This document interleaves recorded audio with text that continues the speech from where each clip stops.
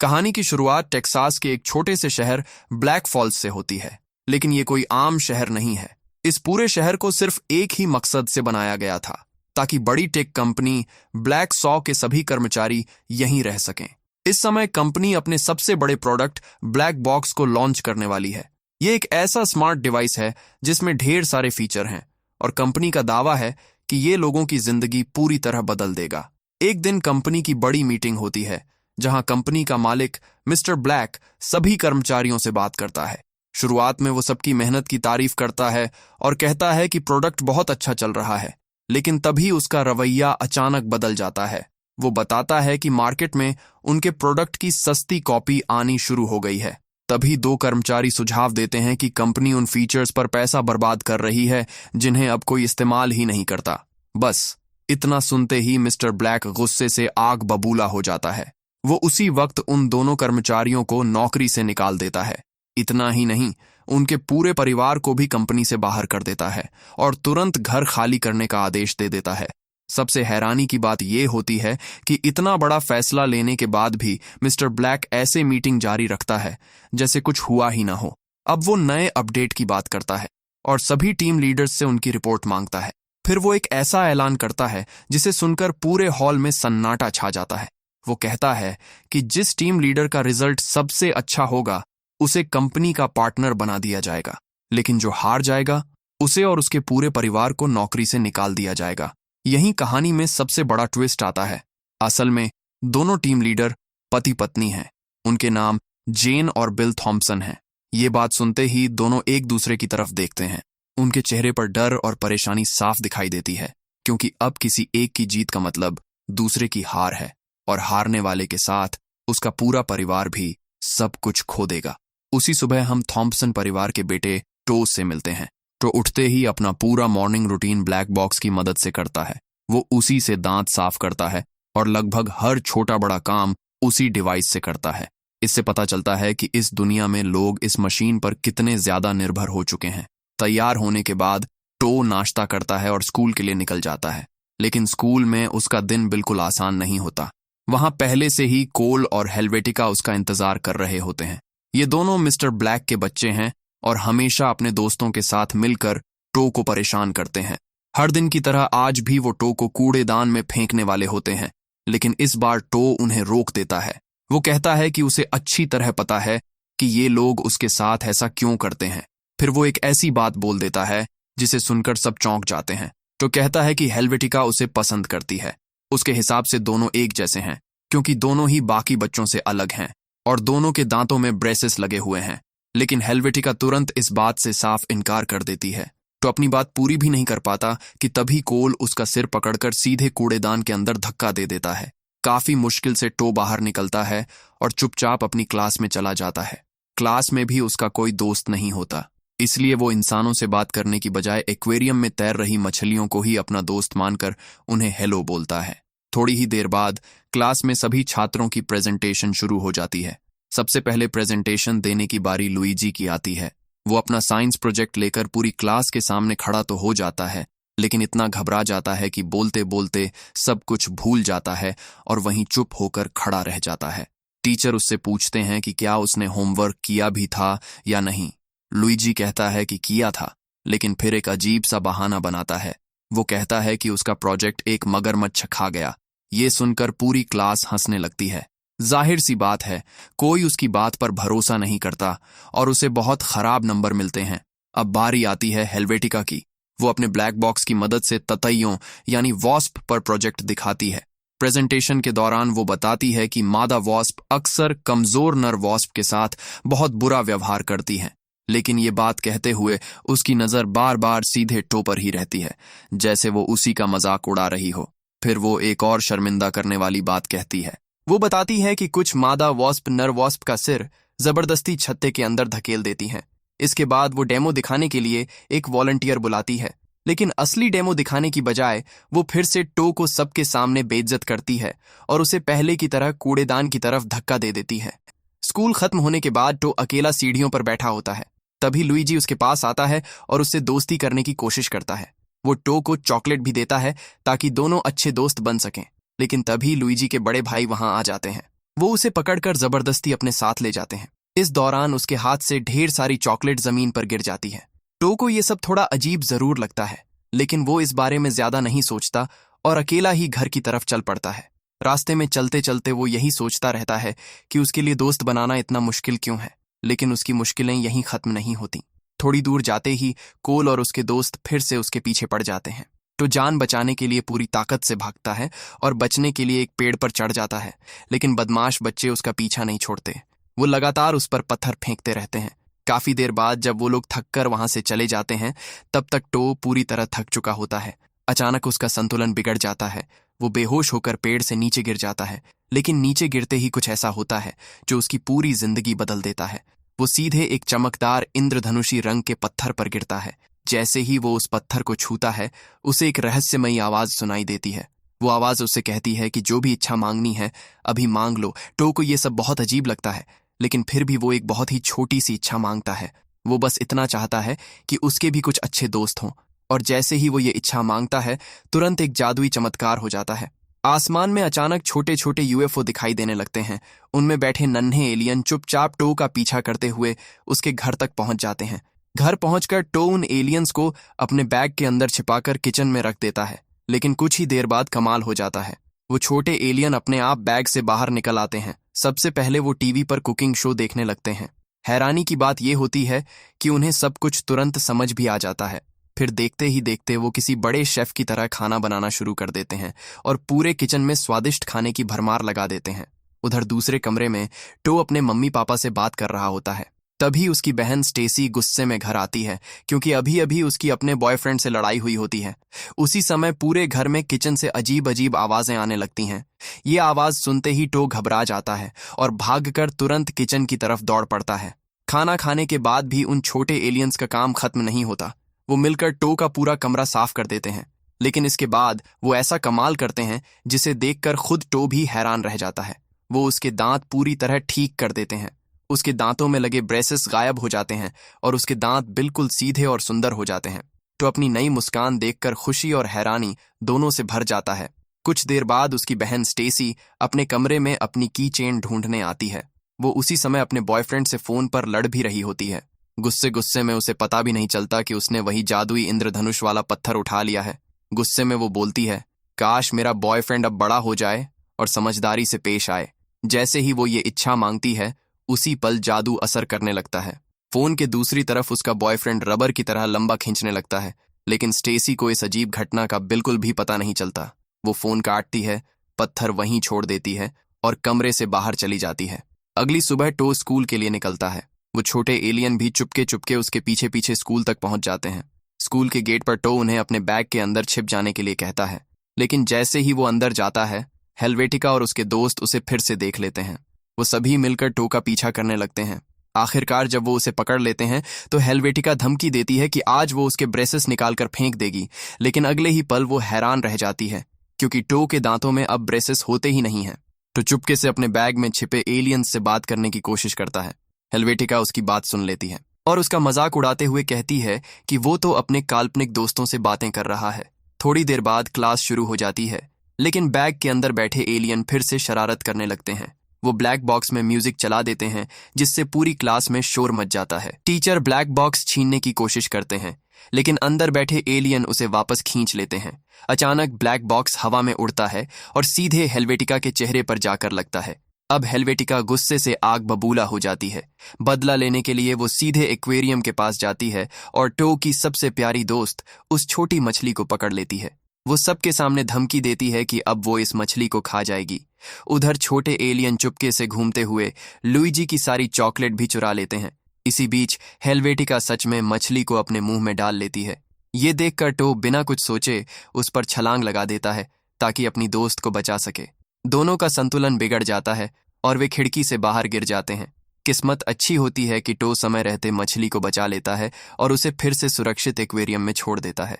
उधर स्कूल के बाहर छोटे छोटे यूएफओ मैदान में पहुंच जाते हैं। वो कोल और उसके साथियों पर हमला करना शुरू कर देते हैं, यहां तक कि एक बदमाश उड़कर सीधे पेड़ से जा टकराता है। इतनी सारी अफरा तफरी के बाद टो और हेल्वेटिका दोनों के हाथ टूट जाते हैं और दोनों के हाथों में प्लास्टर चढ़ जाता है। लेकिन इसी हादसे के बाद एक बड़ा बदलाव आता है। जो दोनों हर समय लड़ते थे अब धीरे धीरे दोस्त बनने लगते हैं। सिर्फ हेलवेटिका ही नहीं बल्कि लुइजी भी उनका अच्छा दोस्त बन जाता है। फिर पता चलता है कि इस पूरे हंगामे के पीछे असली वजह लुइजी ही था। अब कहानी एक दिन पीछे चली जाती है। हम देखते हैं कि लुइजी अपने बड़े भाइयों लग और लेजर के साथ घर पर वीडियो गेम खेल रहा होता है। बाहर तेज तूफान चल रहा होता है, इसलिए तीनों कई दिनों से घर के अंदर ही बंद रहते हैं। लगातार घर में बैठे बैठे लुइजी बुरी तरह बोर हो जाता है, इसलिए वो अपने दोनों भाइयों से कहता है कि अब बाहर चलकर कुछ मजेदार करते हैं। तीनों भाई आपस में बात ही कर रहे होते हैं कि तभी अचानक आसमान से एक चमकती हुई चीज नीचे गिरती है। वो कोई और नहीं बल्कि वही जादुई इंद्रधनुष वाला पत्थर होता है। पत्थर के जमीन पर गिरते ही उस पर बार बार बिजली गिरने लगती है।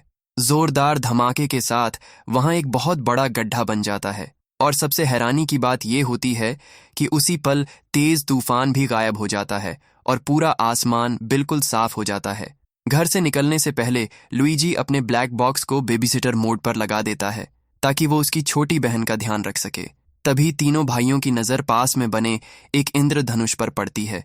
उन्हें लगता है कि शायद उसके आखिर में कोई खजाना होगा, इसलिए वो उसके पीछे पीछे चल पड़ते हैं।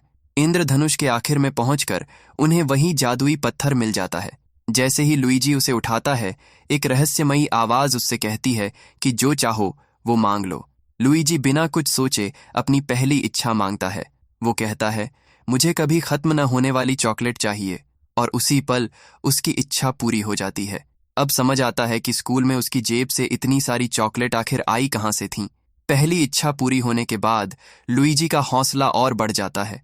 अब वो दूसरी इच्छा में एक बहुत बड़ा किला मांगता है, जिसके चारों तरफ गहरी खाई हो और उसमें मगरमच्छ और सांप भरे हों। अगले ही पल उसकी ये इच्छा भी सच हो जाती है। लेकिन अब उसके दोनों भाई लग और लेजर भी उस जादुई पत्थर को अपने पास रखना चाहते हैं। तीनों के बीच पत्थर को लेकर छीना झपटी शुरू हो जाती है। इसी धक्का मुक्की में पत्थर सीधे मगरमच्छों वाली खाई में जा गिरता है। अब मजबूरी में तीनों भाइयों को उसी खतरनाक खाई में उतरना पड़ता है। काफी देर तलाश करने के बाद उन्हें पत्थर एक बड़ी चट्टान पर रखा दिखाई देता है। लेकिन जैसे ही लुइजी उसके पास पहुंचता है, उसे पता चलता है कि वो चट्टान नहीं बल्कि एक विशाल मगरमच्छ है। मगरमच्छ तुरंत उसका हाथ काटने की कोशिश करता है। लुइजी समय रहते अपना हाथ पीछे खींच लेता है, लेकिन जादुई पत्थर मगरमच्छ के मुंह में चला जाता है और वो उसे निगल जाता है। उधर लेजर चारों तरफ से सांपों से घिर जाता है। अपने भाई को बचाने के लिए लुइजी बिना डरे सीधे मगरमच्छ के मुंह में कूद जाता है। किसी तरह वो जादुई पत्थर वापस निकाल लेता है और तुरंत इच्छा मांगता है कि सारे सांप गायब हो जाएं। अगले ही पल एक एक करके सारे सांप हवा में गायब हो जाते हैं। तभी लुइजी को अपनी साइंस की कॉपी याद आती है जिसे मगरमच्छ खा गया था। वो एक और अजीब इच्छा मांगता है। वो चाहता है कि सारे मगरमच्छ 2 पैरों पर चलने लगें और उनके चारों तरफ दूसरे जानवर दिखाई दें। उसकी ये इच्छा भी तुरंत पूरी हो जाती है। अब खाई से बाहर निकलने के लिए वो फिर एक इच्छा मांगता है। इस बार वो उड़कर बाहर निकलना चाहता है। अचानक एक बहुत बड़ा उड़ने वाला जीव वहां आ जाता है। वो तीनों भाइयों को उठाकर किले की छत पर छोड़ देता है, लेकिन खतरा अभी भी खत्म नहीं हुआ होता। मगरमच्छ भी किसी तरह खाई से बाहर निकल आते हैं और किले की दीवारों पर चढ़ने लगते हैं। उन्हें रोकने के लिए लुइजी एक और इच्छा मांगता है। इस बार वो ऐसी ताकत मांगता है जिससे बिना हाथ लगाए सिर्फ अपने दिमाग से चीजों को हिला सके। नई ताकत मिलते ही तीनों भाई मिलकर मगरमच्छों को हरा देते हैं, लेकिन तभी वो उड़ने वाला विशाल जीव उनके सिर पर गंदगी गिरा देता है। ये देखकर तीनों भाई पूरी तरह परेशान हो जाते हैं। आखिरकार लुइजी एक आखिरी इच्छा मांगता है कि वो सब तुरंत अपने घर वापस पहुंच जाए। अगले ही पल तीनों अपने घर में होते हैं। घर पहुंचने के बाद वो इस बात पर बहस करने लगते हैं कि अब इस जादुई पत्थर का इस्तेमाल कैसे करना चाहिए। लेजर कहता है कि अब बिना सोचे समझे कोई इच्छा नहीं मांगनी चाहिए। सबको उसकी बात सही लगती है। इस बार लुइजी सोच समझकर इच्छा मांगता है कि उनमें से कोई एक बहुत बड़ा जीनियस बन जाए, लेकिन फिर से गड़बड़ हो जाती है। उन तीनों की जगह उनकी छोटी सी बेबी बहन सुपर जीनियस बन जाती है और अगले ही पल वो नन्ही बच्ची ऐसे समझदारी भरी बातें करने लगती है जैसे कोई बड़ा वैज्ञानिक हो। इतना ही नहीं, वो बिना मुंह खोले अपने दिमाग से सबके साथ बात भी करने लगती है। कई बार कोशिश करने के बाद भी जब कुछ सही नहीं होता तो लेजर का सब्र जवाब दे देता है। वो गुस्से में जादुई पत्थर उठाता है और घर के बाहर चला जाता है। फिर वो एक इच्छा मांगता है कि एक बहुत बड़ा गुलेल बन जाए, जिससे इस पत्थर को वहीं वापस भेजा जा सके जहां ये पहली बार मिला था। उधर दूसरी तरफ स्टेसी अपने ऑफिस पहुंचती है, लेकिन ये कोई आम जगह नहीं होती। यहाँ अंदर जाने से पहले हर कर्मचारी का हेल्थ चेकअप किया जाता है। ऐसा इसीलिए क्योंकि इस जगह का मालिक डॉ नोजवर्दी सफाई को लेकर हद से ज्यादा पागल है। उसका पूरा घर प्लास्टिक से ढका हुआ है और अंदर जाने से पहले हर किसी को एक खास डिकंटेमिनेशन चेंबर से गुजरना पड़ता है। जांच के दौरान स्टेसी को फिर से वही जादुई इंद्रधनुष वाला पत्थर मिल जाता है। उसी समय डॉ नोजवर्दी का बेटा नोज अपने पिता के पास कैलकुलेटर लेने आता है। जैसे ही उसके पिता कैलकुलेटर ढूंढने के लिए पीछे मुड़ते हैं, नोज चुपके से अपनी नाक साफ करता है और गंदगी लैब में रखे एक एक्सपेरिमेंट पर फेंक देता है। अगले ही पल उसे अपनी गलती का एहसास हो जाता है, लेकिन डांट के डर से वो किसी को कुछ नहीं बताता। कैलकुलेटर लेकर जब वो बाहर आता है तो उसकी मुलाकात स्टेसी से होती है। उसकी नजर तुरंत उस जादुई पत्थर पर टिक जाती है। स्टेसी बिना कुछ सोचे वो पत्थर उसे दे देती है। बातों बातों में नोज अपने पिता की खोजों का जिक्र करता है और अनजाने में एक इच्छा मांग बैठता है। वो कहता है, काश पापा की सारी मशीनें सही से काम करने लगें। सुनने में ये इच्छा छोटी लगती है, लेकिन इसका असर बहुत खतरनाक निकलता है। लैब में पड़ी उसकी नाक की वही गंदगी अचानक जिंदा हो जाती है। वो तेजी से बढ़ने लगती है, अपना आकार बदलती है और देखते ही देखते एक डरावने चिपचिपे राक्षस में बदल जाती है। उसी समय टो और लुईजी वहां पहुंचते हैं।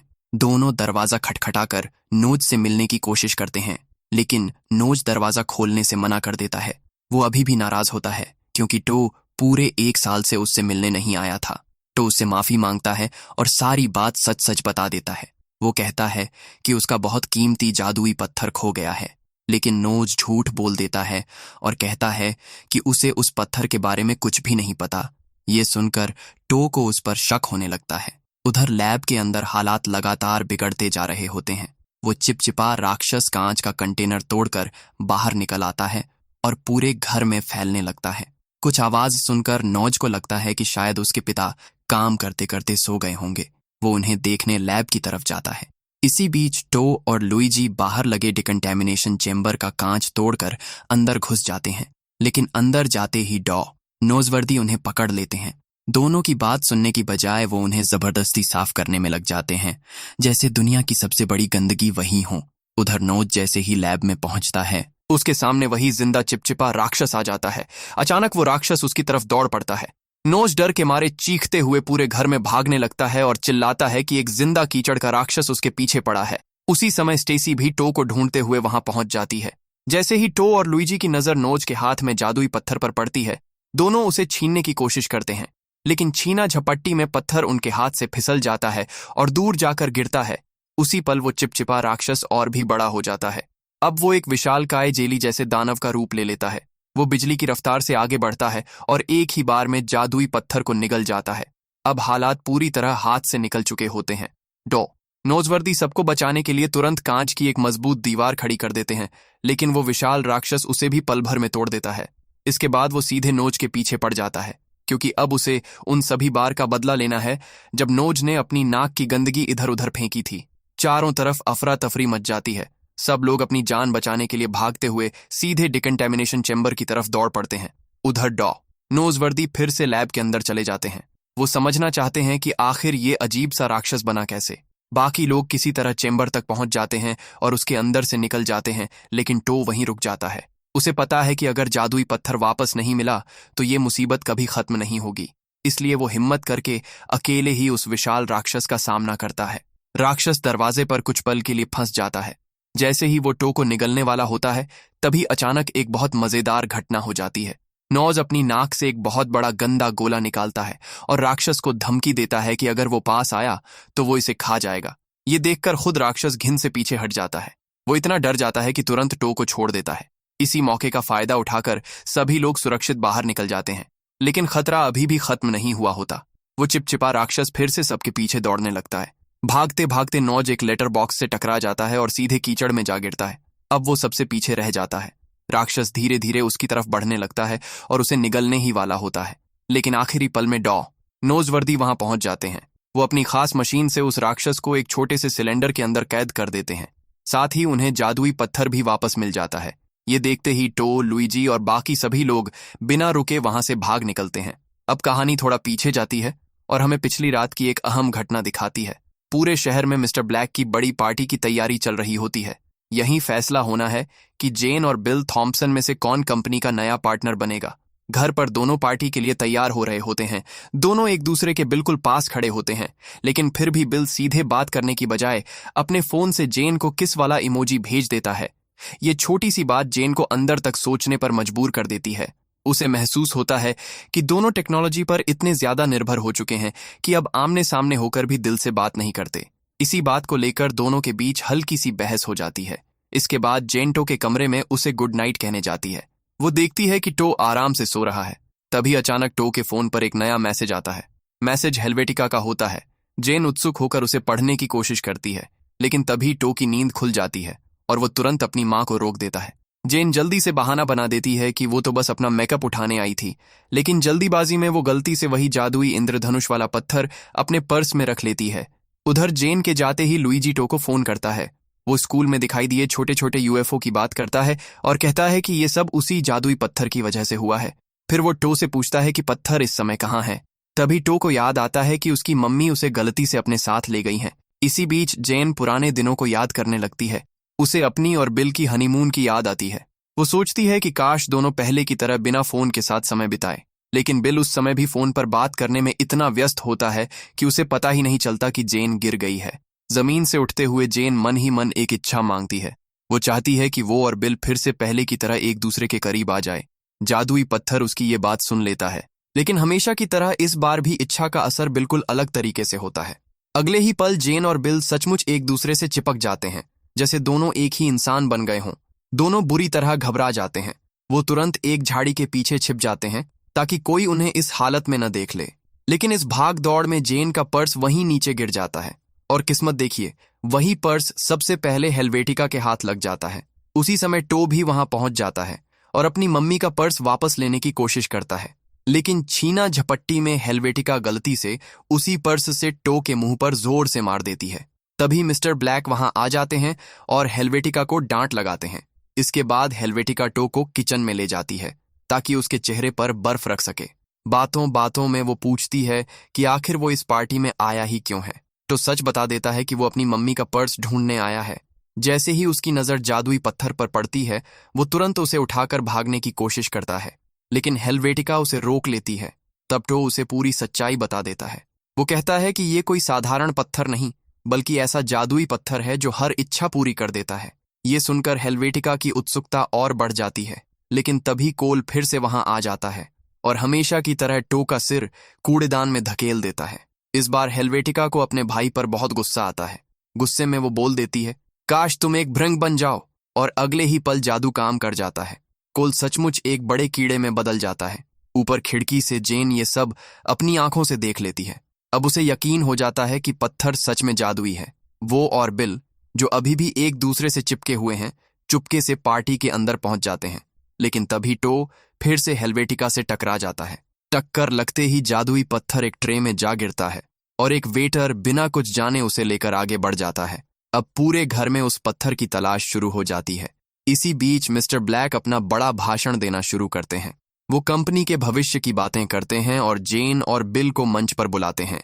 जैसे ही दोनों आगे आते हैं, मिस्टर ब्लैक को जमीन पर पड़ा जादुई पत्थर दिख जाता है। उन्हें लगता है कि ये कोई मूंगफली है। वो जेन और बिल से अलग अलग खड़े होने को कहते हैं, लेकिन उन्हें क्या पता कि दोनों सचमुच एक दूसरे से चिपके हुए हैं। फिर वो मजाक में कहते हैं कि दुश्मनों को हमेशा अपने पास रखना चाहिए और काश सब में अपने विरोधियों से लड़ने का इतना ही जोश हो।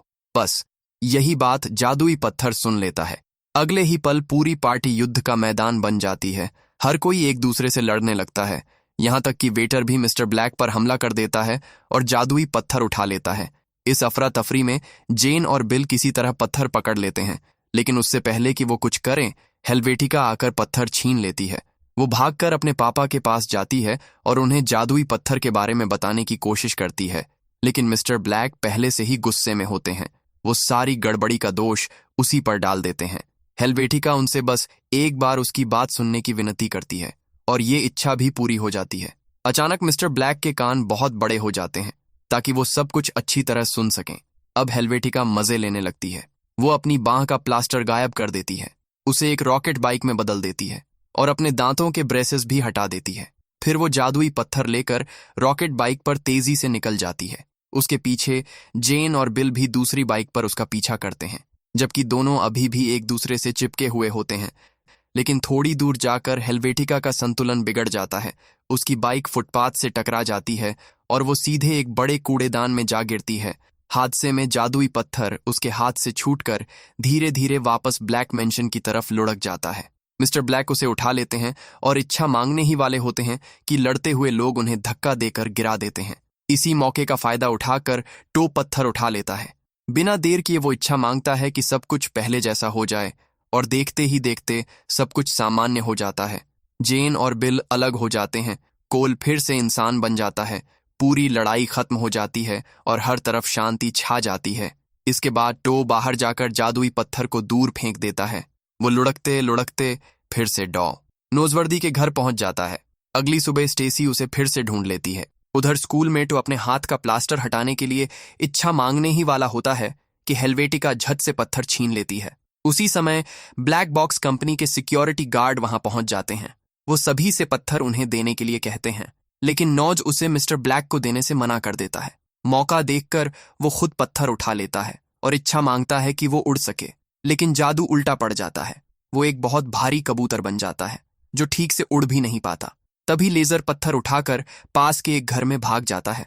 वहां पहुंचकर वो इच्छा मांगता है कि उसके हाथ बहुत लंबे हो जाएं ताकि कोई पत्थर उससे छीन न सके, लेकिन हेल्वेटिका भी हार नहीं मानती। वो दूसरी मंजिल तक चढ़ जाती है और पत्थर लेने की कोशिश करती है। उसी समय वो खुद को अदृश्य बनाने की इच्छा मांगती है।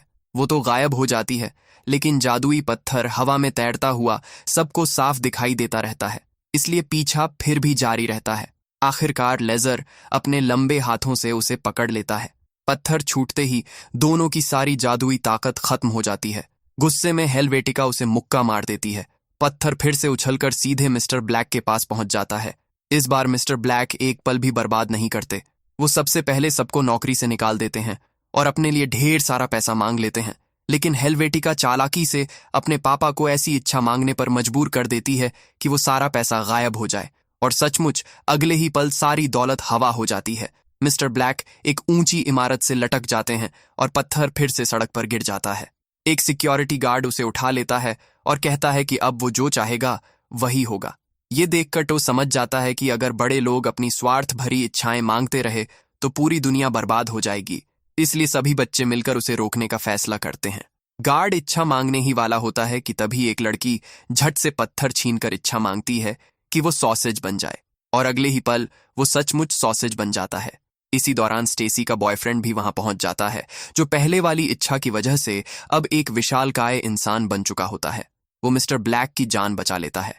मिस्टर ब्लैक फिर से जादुई पत्थर हासिल कर लेते हैं। इस बार वो सबसे बड़ी इच्छा मांगते हैं। वो दुनिया की सबसे ताकतवर चीज बनना चाहते हैं।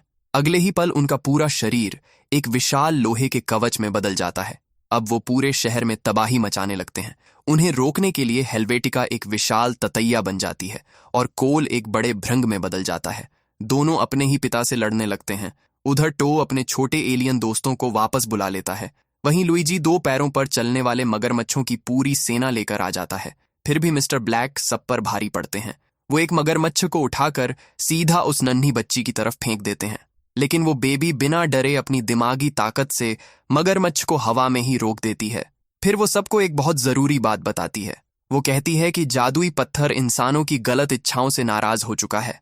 अब वो सारी इच्छाएं खत्म करके सब कुछ पहले जैसा करना चाहता है, इसलिए उसे हमेशा के लिए नष्ट करना ही एकमात्र रास्ता है। तभी डॉ नोजवर्दी आगे आते हैं। वो कहते हैं कि उनके पास इसके लिए एक खास मशीन है। वो सबको अपने बनाए खास कीटाणु देते हैं और कहते हैं कि सब लोग एक दूसरे का हाथ पकड़ लें। जैसे ही सभी एक साथ जुड़ते हैं, उनकी मिलीजुली ताकत उस योजना को पूरा कर देती है। एक तेज चमक होती है और जादुई पत्थर हमेशा के लिए गायब हो जाता है। उसी पल ब्लैक फॉल्स में फिर से तूफान लौट आता है, जैसे पूरी दुनिया रीसेट हो गई हो। आखिर में सब कुछ फिर से शांत हो जाता है। बिल और जेन वादा करते हैं कि अब वो पूरे शहर को मिलकर दोबारा बनाएंगे। इस बार सब लोग साथ मिलकर काम करेंगे, यहाँ तक कि मिस्टर ब्लैक भी अपनी गलती मान लेते हैं, और आखिर में टो और हेल्वेटिका भी सच्चे दोस्त बन जाते हैं। यहीं पर इस मजेदार और सीख देने वाली कहानी का अंत होता है। अगर आपको ये कहानी पसंद आई हो तो वीडियो को लाइक करें, चैनल को सब्सक्राइब करें और कमेंट करके जरूर बताइए कि आपको ये फिल्म कैसी लगी।